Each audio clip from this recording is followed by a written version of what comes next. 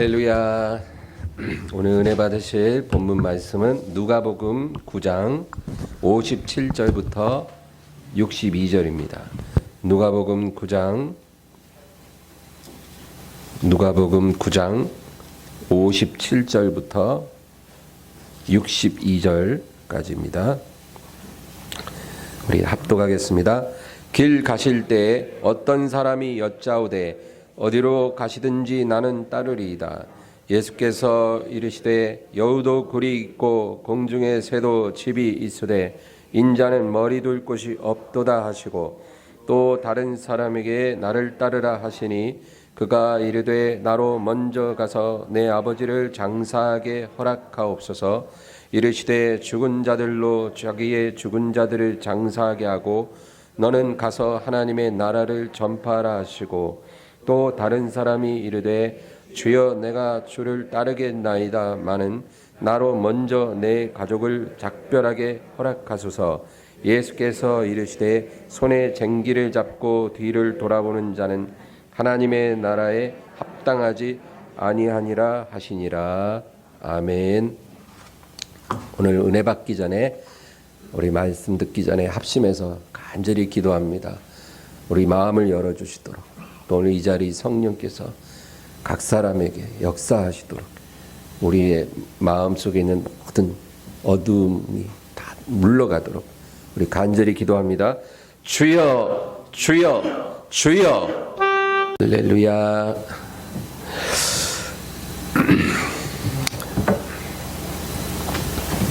오늘 저는 누가복음 9장 57절에서 62절 말씀으로 은혜를 나누고자 합니다. 오늘 본문을 우리가 읽었는데요. 오늘 이 본문에 나오는 예수님, 이 예수님의 모습은 요즘 말로 하면 까칠남입니다. 까칠남. 사랑의 목자 되신 주님이 까칠하셔요. 그래서 보세요.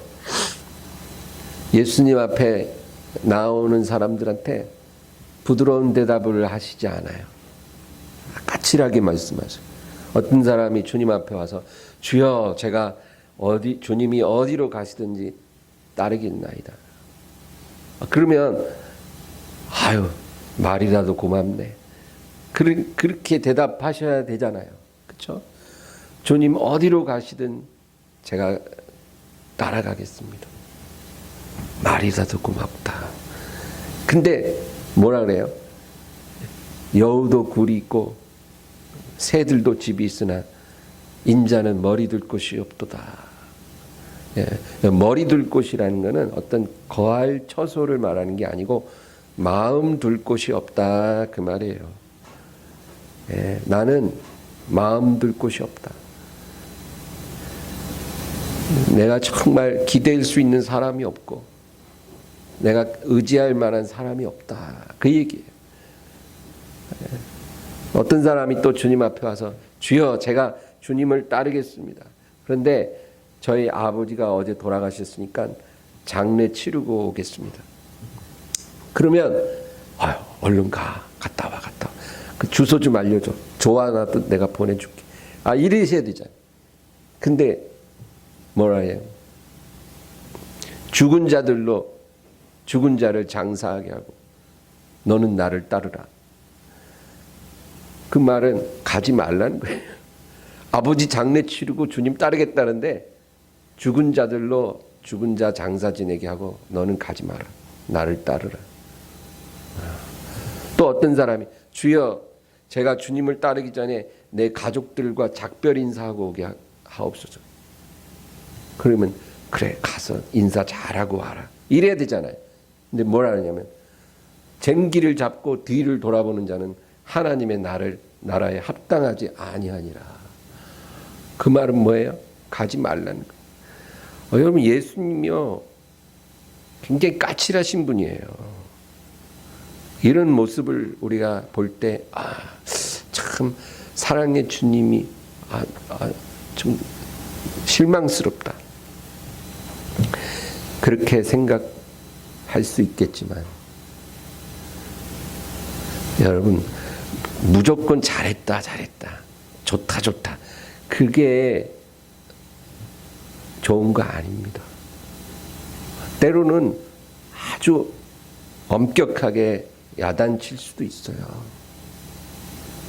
우리가 잘못된 길을 갈 때, 잘못 생각하고 있을 때 우리에게 진리를 직면하게 해주시기 위해서 아주 딱딱하게 말씀하실 수도 있다. 직설적으로 말할 수 있다라는 거예요. 그래서 우리가 하나님께서 우리를 얼마나 사랑하세요. 정말 그 이상의 사랑은 없어요. 어떻게 하나님이 우리를 구원하기 위해 사람이 되셔서 우리를 위해 죽으시겠어요. 그 사랑은 우리가 이해할 수 없는 사랑이에요. 그런데 그 하나님께서 우리를 대하실 때 보면 항상 좋다, 좋다, 그게 아니에요. 야단칠 때도 있고 아주 엄격하게 가르치실 때가 있다는 거예요. 네. 오늘 저는 특별히 오늘 본문 중에 58절 말씀을 가지고 여러분과 은혜를 나누고자 합니다. 우리 58절 다 같이 다시 한번 읽을까요? 예수께서 이르시되 여우도 굴이 있고 공중에 새도 집이 있으되 인자는 머리 둘 곳이 없도다 하시고, 인자는 머리 둘 곳이 없다. 여러분, 예수님은요 거짓말도 안 하시지만 또 과장된 말도 안 하세요. 예수님이 하신 말씀은 아주 정확한 진실이에요. 내가 머리 둘 곳이 없다. 그 말은 예수님 굉장히 외로우셨다 그 말이에요. 하나님이셨지만 완전한 사람으로 오셨기 때문에 사람의 연약한 몸도 갖고 계셨고 또 감정을 다 갖고 계셨어요. 심지어 제자들 앞에 뭐라 그래요? 내가 심히 마음이 괴로워 죽게 되었다. 그러니 너희들은 나를 위해 기도해다오. 그 진실이에요. 내가 너무 마음이 괴로워 죽을 것 같으니까 나를 위해 기도해다오. 여러분, 우리가 예수님을 위해서 기도할 수 있어요. 예수님 기도해 달라는 말을 부탁하셨거든요. 그러니까 예수님이 내가 머리 둘 곳이 없다 그 말은 내가 너무 외롭다는 거예요. 내가 하늘에서 모든 걸 다 버리고 이 세상에 너희를 위해 왔는데 나를 환영하는 자도 없고 인정하는 사람도 없고 사랑하는 사람이 없다는 거예요. 그럼 얼마나 외로워요, 여러분. 그렇죠? 만약에 여러분이 사랑하는 가족을 위해서 정말 밖에서 열심히 일했어. 너무 힘들게 일해서 돈을 벌어갖고 정말 만약에 어떤 여자라면 열심히 일해서 남편을 위해서 좋은 선물도 샀어요. 자식들이 셋인데 3명 위해서 다 좋은 선물을 샀어. 정말 뼈 빠지게 일해서 그 돈을 다 털어 사랑하는 가족들 위해서 선물을 다 사갖고 집에 왔는데 남편이 막 소리를 지르고 아이들은 막 엄마한테 섭섭하다고 밥 안 해줬다고 그리고 엄마를 환영하지 않아요. 그러면 여러분 그 엄마 마음이 어떨 것 같으세요? 외로워요. 근데 예수님이 지금 그 심정이에요. 내가 너희를 위해 이 세상에 왔건만 나를 환영하고 기뻐하는 사람이 없구나. 그래서 나는 머리 둘 곳이 없다. 여러분 보세요. 제사장인들, 바리새인들은 지도자들이거든요. 지도자들. 그럼 지도자들은 뭔가 좀 깨어 있어야 되잖아요. 근데 그들은 예수님을 죽이려고 해요. 예수님을 제일 환영해야 될 사람들이 예수님을 죽일 기회만 찾아요. 여러분 누가 여러분 죽이려고 하지 않으면 감사하며 사세요. 지금 누가 저놈 죽여야지 그러고 여러분을 노리고 있는 사람이 만약에 주변에 없다면 그것도 감사할 인생이에요. 예수님 죽이려고 하는 사람이 너무 많아. 요만한 꼬투리라도 잡으면 그거 잡아가지고 죽여버려. 그래요.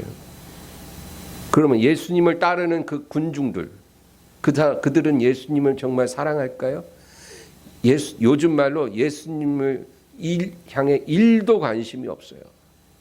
그들은 그냥 자기 문제 해결하기 위해서 예수님을 따라오는 거예요. 병 고치려고, 문제 해결하려고. 오병이어 기적으로 배불리 먹고 나서는 예수님을 따르는 군중이 배는 늘었어요. 이젠 따라다니면 밥도 해결할 수 있다 생각하니까 막 따라다녀. 그들이 예수님에 대해서 관심이 있었을까요?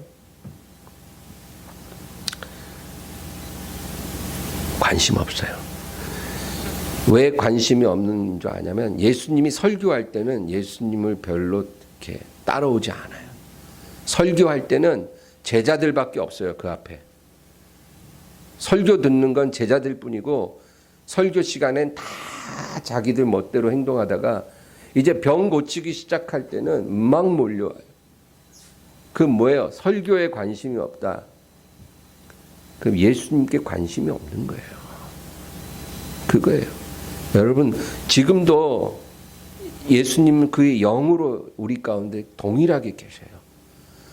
종을 통해서 입술 통해서 설교하게 하시고 말씀하시는 거예요. 근데 예배 때도 보면 설교 시간에 관심 없는 사람 많아요. 그런데 뭐 다른 시간에는 아주 즐거워요. 그런 사람들도 동일한 거예요. 교회에 오는 것이 주님을 위해서 오는 게 아니라 다른 목적으로 나의 즐거움을 위해서 나의 어떤 친분 관계를 위해서 친목을 위해서 오는 사람들이에요. 여러분 그러니까 예수님이 그 수많은 군중이 따라다니지만 예수님을 위해서 찾아오는 사람이 없으니까 외롭죠. 그러면 제자들은 예수님을 정말 위하는 사람이냐? 열심히 잘 따라오긴 하지만 마지막엔 다 도망갈 거 예수님이 알고 계세요. 마지막 순간에는 다 흩어지고 예수님은 버리고 예수님 혼자 남게 되실 것을 알고 계셔요. 그러니까 예수님이 머리 들 곳이 없도다. 그런데 우리는 주님 앞에 종종 외롭다고 하소연을 합니다. 그렇죠? 예, 사실 진짜 외로우신 분은 주님인데 우리가 주님 앞에 주님 나 너무 외로워요. 예? 믿음 지키고 사는 게 너무 외로워요. 힘들어요. 가정에서 저 외로워요. 제 남편이 있지만 외로워요. 자식들이 있지만 외로워요. 우리가 그런 말을 해요. 직장 생활하고 일터에서 일을 하지만 주님 제 마음이 너무 외로워요. 제가 교회에 나가지만 우리 목사님이 제 마음 너무 몰라줘서 외롭고 우리 교우들이 저를 자꾸 오해해서 제 마음이 너무 힘들어요. 우리가 이렇게 주님 앞에 말을 한다는 거예요.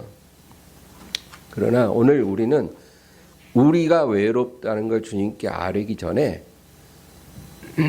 내 인생이 너무 외롭다고 주님께 하소연하기 전에 정말 주님은 얼마나 외로우실까? 그거 한번 생각해 보자는 거예요. 그런 거 생각해 보셨어요? 주님은 얼마나 외로우셨을까? 지금도 얼마나 외로우실까? 그거 생각해야 돼요. 그런 거 생각할 줄 알아야 성숙한 성도죠. 그렇죠? 우리가 주님 앞에 기도하여 기도 별로 안 해 다. 솔직히 하루에 30분 기도하는 사람 거의 드물어요. 기도 안 해요. 그런데 기도 보통 하루에 5분, 10분 해요. 근데 그 5분, 10분 그 하나님 앞에 드리는데 그 시간 내내 달라는 거예요. 이것 달라. 저거 달라. 이거 해결해 달라. 늘 그 얘기만 하고 그리고 딱 예수님 이름으로 기도합니다. 아멘. 너무너무 일방적이에요. 이거 도와주시고 저거 해결해 주시고 저거 채워주시고 예수님 이름으로 기도합니다. 그리고 끝내요. 예수님 한마디도 할 기회를 안 줘. 그리고 맨날 달래요. 여러분 기도할 때 정말 주님 사랑해요. 주님 사랑해요. 그 기도를 하시나요? 할 수 있어요. 한 5초 정도 주님 사랑해요. 그 다음 또 바로 주님 이거 주시고 저거 주시고 그거 한 30분 해. 그러니까 우리 모두 다 그런 식으로 주님을 기도하니까 주님께서 얼마나 마음이 외로우시겠어요. 주님 사랑합니다 하고 한 10초 정도 가만히 묵상하면서 주님 사랑하는 그 마음을 주님 앞에 좀 드리는 그런 기도를 하면 안 되겠어요?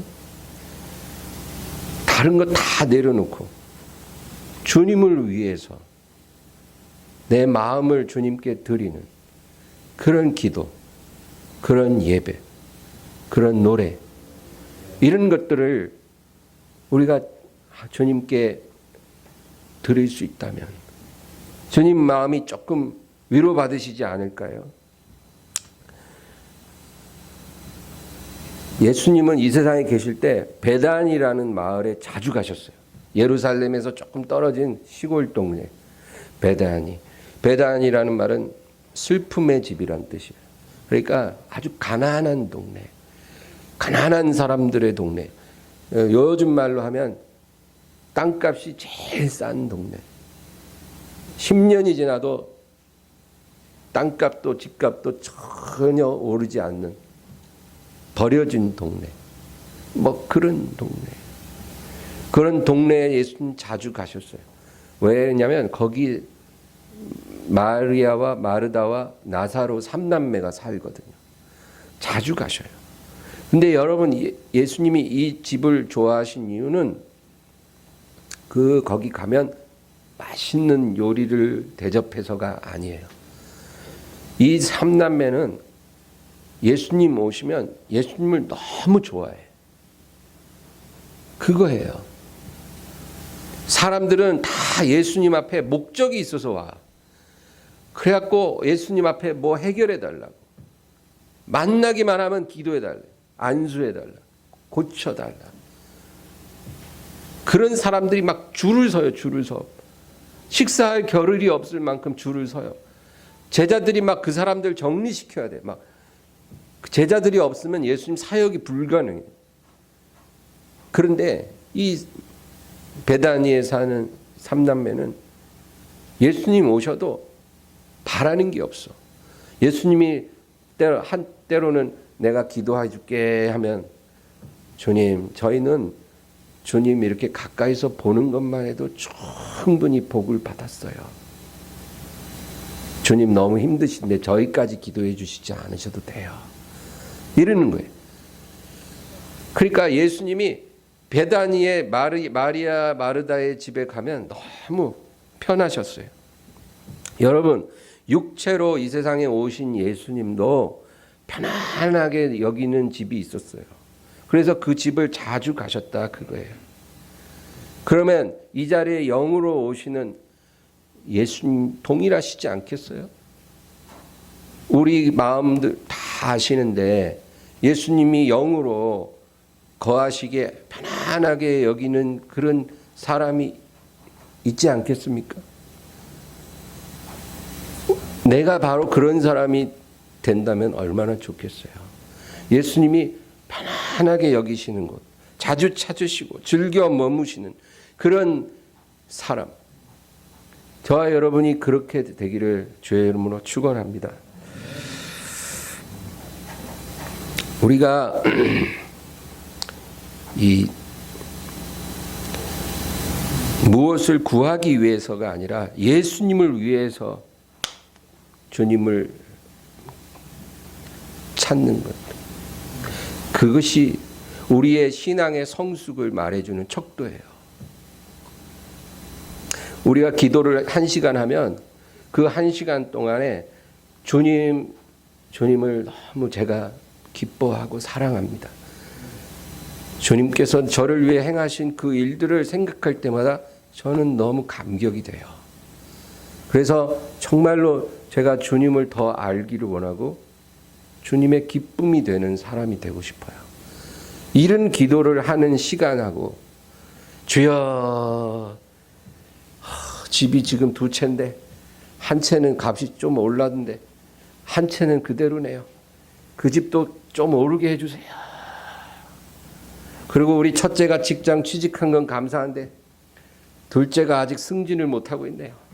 둘째 승진하게 해주세요. 주여 우리 남편이 부장 됐는데 이제 한 번만 더 도와주시면 이제 이사가 되게 해주세요. 주여 제가 허리는 다 낫는데 목이 아파요. 목도 낫게 해주세요. 그 목 나면 그 다음에 발목도 낫게 해주세요. 주여 도와주세요. 밤낮 이런 기도하느라고 시간 다 보내고 그런다면 우리 신앙의 성숙함이 여러분 교회 몇 년 다녔다 그런 거 자랑하지 마세요. 그 소용없어요. 그거 하나님이 인정 안 해요. 몇 년 다닌 거 아무 소용없어요. 우리가 정말로 주님을 위해서 주님께 나아오는지 아니면 나를 위해서 주님께 나오는지 나를 위하는 것 자체가 잘못됐다는 말이 아니라 우리의 문제를 충분히 우리가 믿음으로 아뢰고 응답받는 것 좋아요. 그러나 우리의 마음이 주님을 위한 것이 돼야 된다. 우리의 기도도 성장해야 되고 우리의 예배도 성장해야 돼. 그것이 우리의 성숙함의 척도입니다. 여러분 이제 올해도 한 달 남았어요. 이제 2021년 새해 맞이할 때 여러 가지 소원이 있겠죠.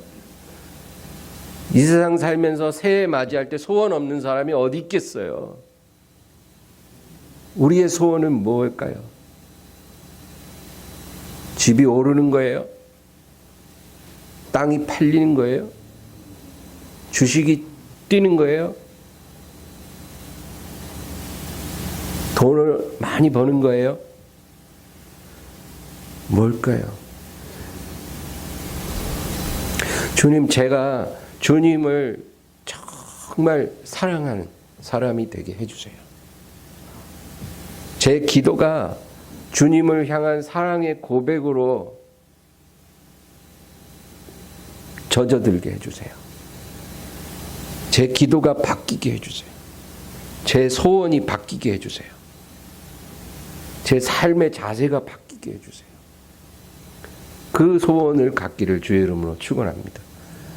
소원이 올바르면 응답도 빨라요. 그래서 여러분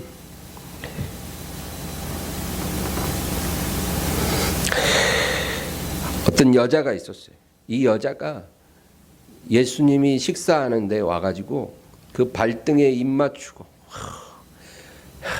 여러분 외간 남자 발등에 어떻게 여자가 입을 맞추겠어요. 남편도 그렇게 발 씻어주지도 않는데. 근데 이 여자는 예수님을 알아요. 그래서 그 먼지로 덮인 그 발등에 입을 맞추고 눈물을 흘려요. 그리고 자신의 머리털로 예수님 발을 닦아드리고 거기에 향유를 부어드렸다. 그 얘기예요. 여러분 이 모습이 사람들이 볼 때는 굉장히 이상해 보여요. 저 미친 여자구나. 이상한 여자다. 왜 저런 짓을 하지? 특이한 거예요. 저런 모습을 본 적이 없어. 그런데 예수님 눈에는 이상한 것이 아니라 놀라운 일이에요. 왜? 이스라엘 가운데 이렇게 예수님을 위해서 예수님 앞에 나온 사람을 본 적이 없거든. 다 뭐 고쳐주세요. 뭐 해결해 주세요. 다 그런 식으로 예수님께 나오는데 이 여자는 뭐 바라는 게 없어. 예수님 발등에 눈물을 뿌리고 그리고 입 맞추고 향유를 부어다. 그러니까 예수님을 위해서 나온 거예요. 뭘 바래서 나온 게 아니라 예수님을 위해서. 그러니까 사람 눈에는 희귀하지만 예수님 눈에는 너무너무 놀라운 일이에요. 그래서 성경에 뭐라고 기록되어 있냐면 이 여자의 사랑함이 많음이라. 이 여자의 사랑이 많아서 예수님이 너의 죄가 다 사함을 받았으니 평안히 가라 따라 그렇게 말씀하셨어요. 이 여인의 사랑을 특별히 성경이 기록하고 있는 거예요. 여자의 사랑이 많음이라. 그 예수님이 굉장히 기쁘게 받으셨다. 우리가 어떤 직분을 가지고 주님을 섬긴들 그것이 주님께 기쁨이 되는 게 아니에요. 직분 없어도 이름 없는 그냥 일반 성도의 입장이라도 주님을 아주 기쁘게 할 수 있어요. 바로 성경에 나온 이 여인처럼 주님을 위해서 살면 주님께서 그 사람을 너무 기뻐하세요. 그래서 뭐라 그러냐면 내가 진실로 너희에게 이르노니 온 천하에 어디서든지 이 복음이 전파되는 곳에는 이 여자 행한 일도 말하여 저를 기념하리라. 여러분, 이 복음이 전파되는 곳에서는 온 천하에 어디서든지 이 여자의 행한 일도 말하여 저를 기념하게 되리라. 이 말씀이 이루어졌잖아요. 지금 제가 설교하잖아요. 이 설교 시간에 이 여자의 행한 일을 제가 말하잖아요. 그러니까 예수님 말씀대로 되는 거예요. 어디서든지 복음 전파되는 곳에는 이 여자의 행한 일도 말하여 저를 기념하게 되리라. 그러니까 하나님이 이런 행위를 얼마나 기뻐하신다는 걸 알 수 있어요. 우리가 아무 조건 없이 주님을 사랑하는 것은 사실상 불가능합니다. 왜냐하면 우리는 이미 주님께 엄청난 은혜를 입었거든요. 상환이 불가능한 그런 사랑의 빚을 주님께 졌어요. 우리가 주님께 진 사랑의 빚은 갚을 수가 없는 거예요. 갚기는커녕 이해하기도 어려운 일이에요. 그런 사랑의 빚을 다 졌고 은혜를 받았기 때문에 조건 없이 주님 사랑하는 경우는 없어요. 그런데 주님이 우리에게 주신 그 은혜에 반응하는 우리의 모습이 온전한 감사로 올려지면 좋겠는데 끝없이 지금도 달라고만 하는 거예요. 이미 주님께서는 당신을 우리에게 주시고 사망에서 생명으로 멸망에서 영생으로 우리를 구원해 주셨거든요. 우리가 그 사랑을 모를 뿐이지 안 받은 게 아니에요. 그런데 그 사랑을 다 받고 알면서도 지금도 주님께 나오면 늘 달라고만 해요. 자식 문제 해결해 주시고 남편 문제 해결해 주시고 내 문제 해결해 주시고 재정 문제 해결해 주시고 집안 문제 해결해 주시고 건강 문제 해결해 주시고 늘 달라고만. 언제 감사할 거예요? 네? 언제 감사할 거예요? 감사하는데요. 감사 잠깐 하고 달라는 거 엄청 하죠. 너의 소원을 들어주기 위해 이 세상에 온 게 아니라 너와 교제하기 위해 이 세상에 온 거야. 여러분, 주님이 우리 소원 들어주기 위해 십자가에 못 박이신 게 아니에요. 우리 안에 거하시면서 우리와 교제하고 싶어서 십자가에 못 박으신 거예요. 근데 우리는 주님과 교제하는 데는 관심이 1도 없어. 소원 이루어주는 그런 존재로서 주님을 우리가 대하는 삶을 살아왔다는 거예요. 평생 교회를 다니고 신앙생활을 했지만 예수 그리스도는 나의 사랑이 아니라 나의 뭐라 그러냐, 소원 성취해주는 존재예요. 그래서는 안 되겠다. 우리 성경 로마서 16장 한번 찾아보겠습니다. 로마서 16장.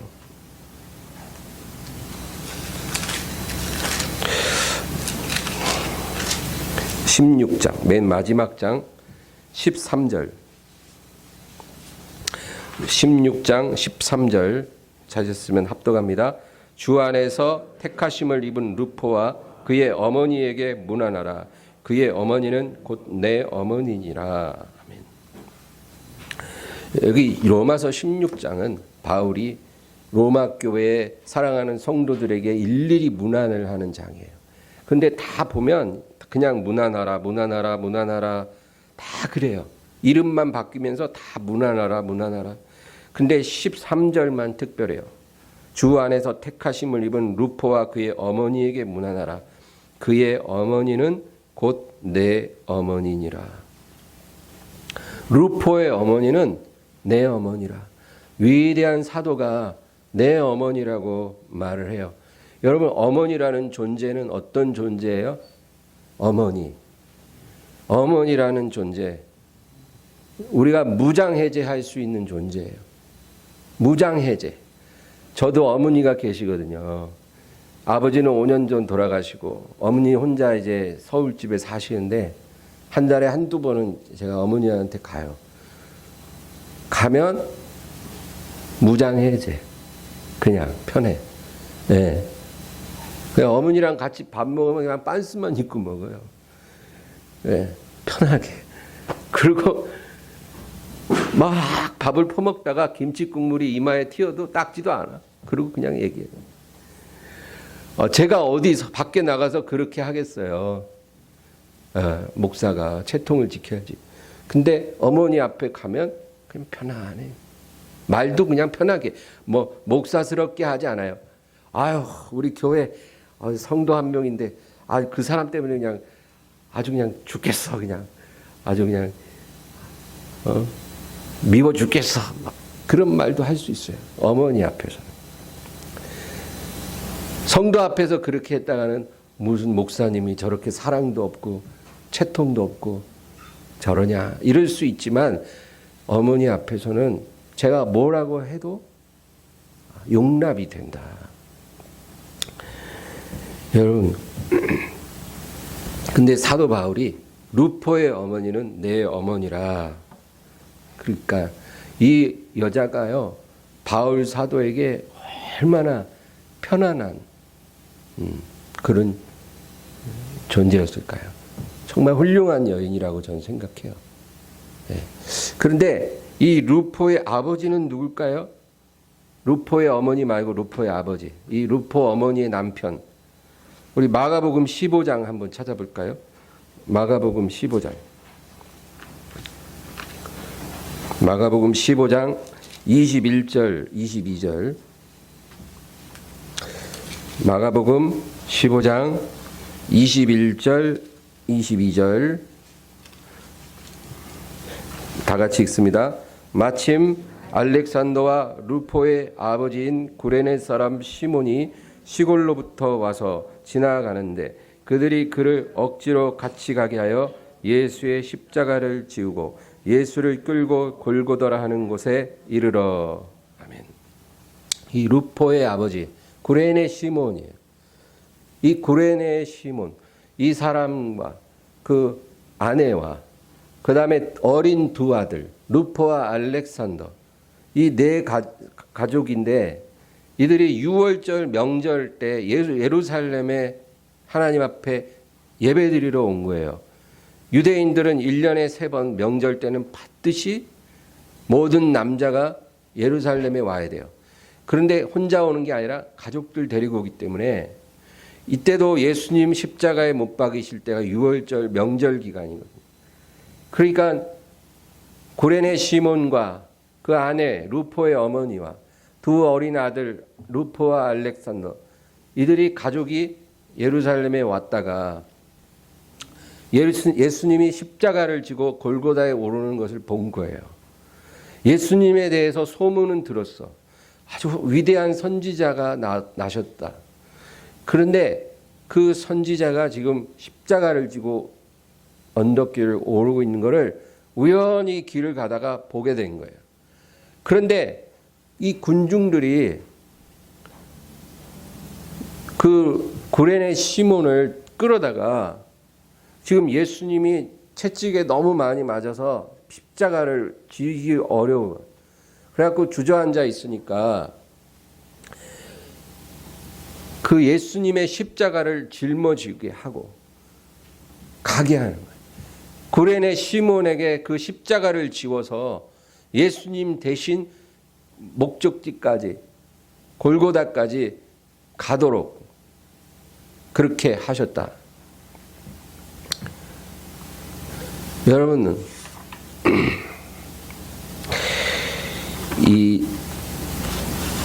그 당시에 이 구레네 시몬과 루포의 어머니 이 부부가 어떤 생각을 했을까요?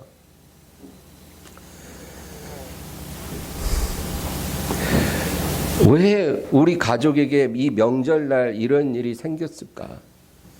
왜 재수없게 명절날 왔는데 이런 일에 우리가 걸려들어서 내 남편이 이렇게 됐을까? 그런 생각을 했을 거예요. 지금 시몬의 옷은 명절날 입으려고 좋은 옷 새로 사 입은 옷이에요. 근데 지금 그 옷이 예수님의 피로 막 다 범벅이 됐어. 그리고 그 나무 십자가를 지고 가니까 어깨 다 까지고 지금 온몸에 땀으로 막 흘러내려요. 아니 명절날 기쁜 마음으로 예루살렘 왔는데 갑자기 잡혀갖고 이제 곧 사형당할 사람의 그 피가 막 온몸에 묻고 그 십자가 때문에 지금 괴로움을 당하는 거예요. 그런데 그때는 그 상황이 너무너무 싫었을 거예요. 그러나 그 시간 흐른 후에 그 가정이 예수님을 믿게 됐을 때 그날의 그 기억은 얼마나 영광된 기억일까요? 그렇죠? 여러분, 인류 역사상 예수님의 그 피로 온몸에 범벅이 된 사람은 구레네 시몬 한 사람밖에 없어요. 예수님이 못 박힌 그 십자가, 그 십자가는 특별한 십자가잖아요. 그 십자가를 자기 어깨에 살이 다 까질 만큼 짊어진 사람도 구레네 시몬 그 한 사람이었어요. 그러니까 그 당시에는 이해되지 않았던 그 일이 알고 나니까 어마어마한 축복이고 영광이었더라. 그거예요. 여러분, 지금도 예수님이 우리에게 동일하게 다가오세요. 내 피를 너 몸에 범벅이 되도록 발라주겠다. 그거예요. 그런데 코로나 때문에 교회 못 가겠어요. 죄송합니다. 이런다니까요. 그 당시 구레네 시몬 온몸에 묻혀졌던 그 피를 지금도 예수님의 영이 우리에게 역사해서 그 보혈을 뿌려주시겠다고 말씀하시는데 코로나 때문에 못 가요. 주님, 코로나 다 끝나면 갈게요. 죄송해요.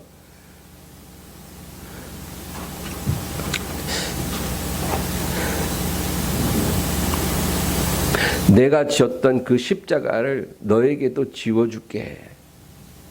그러면 너무 감사한 일인데 그렇게 말하지 않아요. 요즘은 성도들은 교회에 와갖고 조금 좀 안 좋은 일이 생기면 내가 왜 이 교회에 와서 이런 일까지 당해야 되나 이래요. 내 십자가를 너도 좀 져줄래 하면 내가 왜 여기 와서 이런 일을 당해야 돼요? 그러니까 우리 믿음이 온전치 않다는 거예요. 그래서 오늘 본문에도 예수님이 58절에 여우도 굴이 있고 새도 집이 있지만 인자는 머리 둘 곳이 없도다. 마음 둘 곳이 없도다. 그렇게 말씀하는 거예요. 너무 외로운 거예요, 주님이. 그 마음을 몰라줘요, 우리가.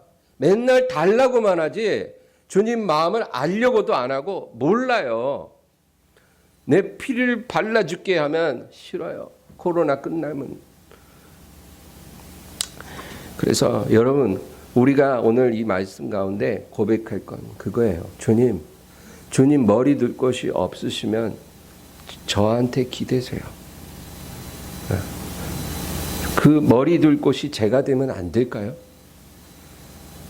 제가 정말로 주님 마음을 이해하고 주님의 소원을 이해하고 정말 주님을 기쁘시게 하는 그런 사람으로 살고 싶어요.